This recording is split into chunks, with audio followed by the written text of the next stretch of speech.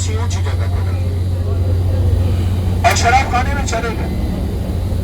अब रोज के चूंकि दाग थे तो शराब खाने का जो मालिक था उससे कहने लगे कि देख मैं रोज तुझे पैसे देता हूं, आज मेरी जेब में पैसे नहीं, तो ऐसे कर आज तो उधार कर ले, आज तो उधार कर ले और पैसे मुझसे ना दे, मैं तुझे फिर दे दूंगा।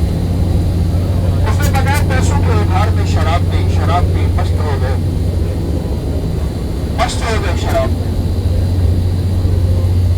शराब में मस्त हो गए।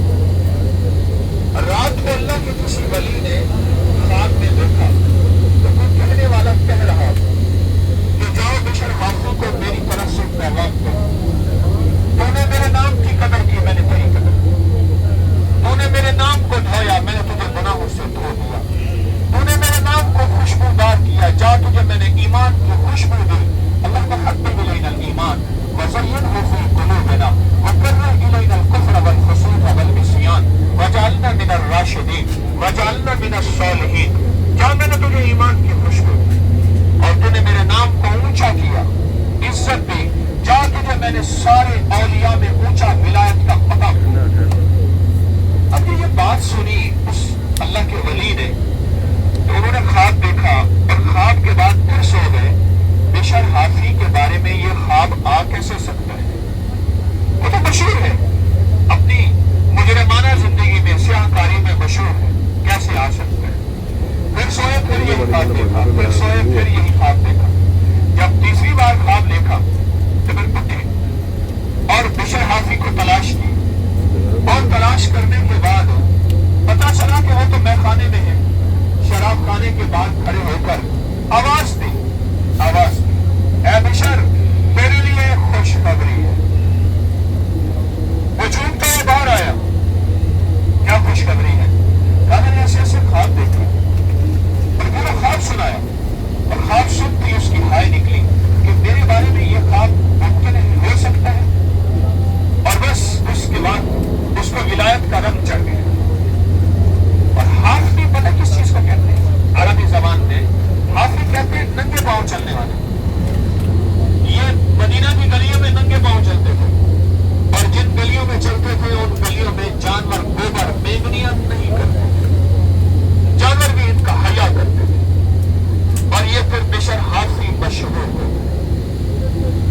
आज अरफात के दिन में उस रहमत और उस करम भेजने वाले करीम की बारगाह में सारे जमा है, सारे जमा है। एक छोटी सी अदा में इतनी रहमत भेज दे कि बिशर जैसे बंदे को मुजरिमाना जिंदगी से निकाल के विलायत के आखिरी मकाम तक पहुंचा दे। वो करीब वो देने वाला है। शहर का एक बहुत बड़ा मुजरिम था जिसको उसके जराइम और बदमाशी की वजह से शहर से निकाल दिया। आपको इनमें शहर दीवारों में होता था। लाहौर के 14 दरवाजे हैं, लाहौर पे और शहर पे। वो शहर से निकाल दिया। उसने छोटी सी बच्ची साथ, छोटी सी बच्ची साथ। अब उसकी मंजिल कुछ नहीं थी, कहाँ जाए? उन्होंने निकाल दिया, मंजिल कुछ नहीं थी। बच्ची ने पूछा, सवाल किया, क्या बात, ये इतना बड़ा जंगल है, इससे बड़ी तो कोई चीज है? इस जंगल से बड़ी चीज? कहने लगा, हाँ बेटा, इस जंगल से बड़े पहाड़ होते हैं।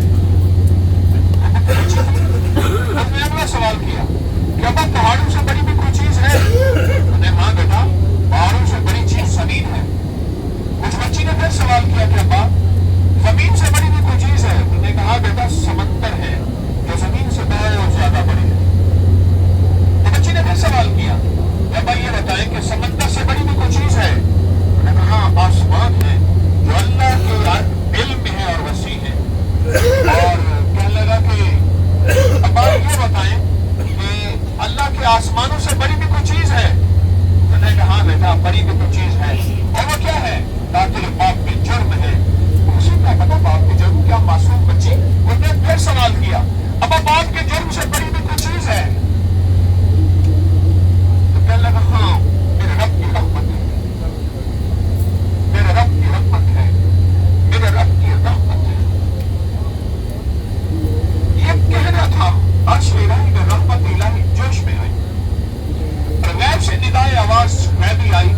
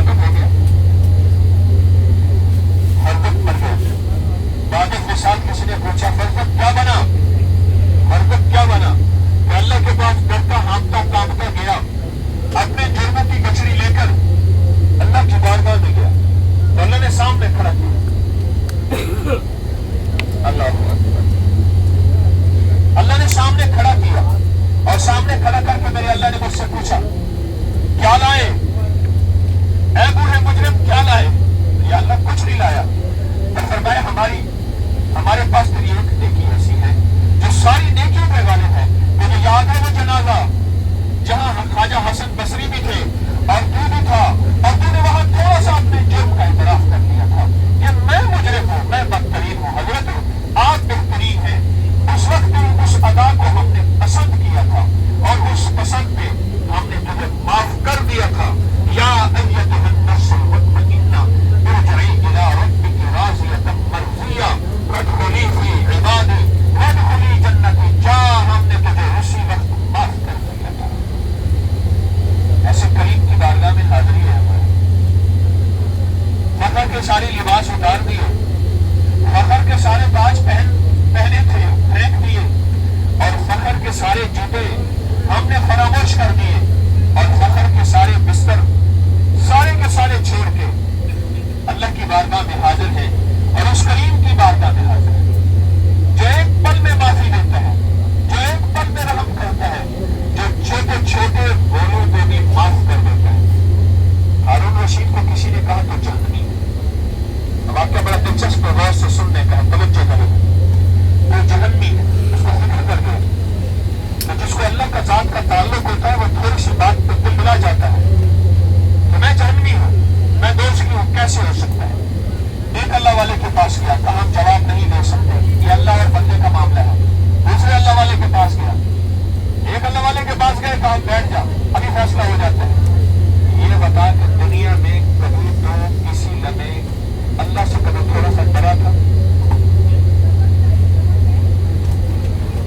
ہارون سوچنے لگا، سوچ کے کہنے لگا ہاں ایک واقعہ تھا جب میں شہزادہ تھا، میں اپنے بستر اور خانقاہ میں گیا، میری ایک حسین لونڈی تھی، وہ میرا بستر ٹھیک کر رہی تھی۔ اس وقت میری طبیعت مچلی تھی، پر ایک پل میں خیال آیا کوئی نہیں دیکھ رہا تو اللہ تو دیکھ رہا، اور میں گناہ سے بچ گیا تھا، بس مجھے وہی واقعہ یاد ہے اور کوئی تو یاد نہیں۔ انہوں نے فرمایا تجھے مبارک ہو، تو جہنمی نہیں ہے۔ کیوں؟ اللہ قرآن میں کہتا ہے وَلِمَنْ خَافَ مَقَامَ رَبِّهِ جَنَّتَانِ۔ سمجھ گئے؟ وَلِمَنْ خَافَ مَقَامَ رَبِّهِ جَنَّتَانِ، جس نے تھوڑا سی بھی اللہ سے ڈرا، پھر اللہ کہتے ہیں جنت نہیں دوں گا، جنتان، دو جنتیں دوں گا۔ جہاں ہارون تجھے اللہ نے معاف کیا ہے، وہی تیرا عمل اللہ کی بارگاہ میں